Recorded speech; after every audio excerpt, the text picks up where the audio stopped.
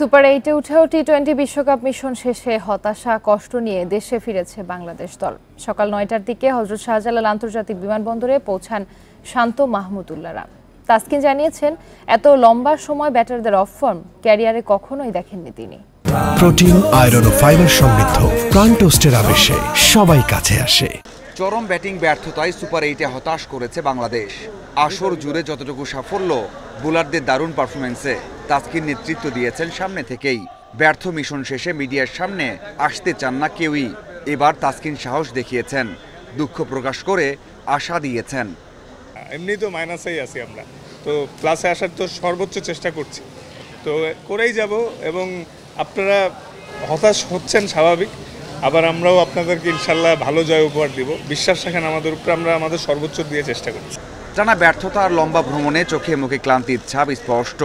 তার চেয়ে বেশি আক্ষেপ কষ্ট মনে হৃদয় শান্ত মাহাদিদের। যে কারণে এত কষ্ট, সেই ব্যাটিংয়ে এমন টানা ব্যর্থতা 10 বছরের ক্যারিয়ারে দেখেননি তাসকিন। বড় বড় টিমরাও স্ট্রাগল করছে, ওখানে বলারদের একটু অ্যাডভান্টেজ ছিল। সো ওয়েস্ট ইন্ডিজে যাওয়ার পর হয়তো কিছুটা বেটার উইকেটে খেলছি আমরা, কিন্তু তাও আসলে এত লম্বা মানে কখনোই আমি ক্রিকেট খেলার পরে বাংলাদেশ টিমের হয়ে লাস্ট 10 বছর ধরে প্রায় খেলতেছি, তো কখনোই এরকম লম্বা ব্যাটিংয়ে ব্যাট টাইম দেখি নেই। আশা করি এটা খুব দ্রুতই কেটে উঠবে ইনশাল্লাহ। সাকিব মাহমুদুল্লাহ অভিজ্ঞতা কাজে লাগাতে পারেননি। তাদের অফ ফর্ম দলকে যে ভুগিয়েছে অস্বীকার করার সুযোগ নেই।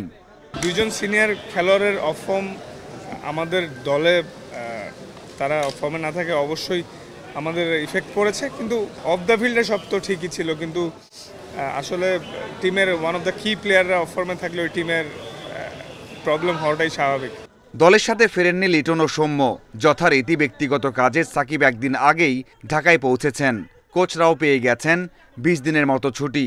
টানা খেলার ধকল কাটাতে কয়েকদিনের বিশ্রাম পাচ্ছেন তারকারা।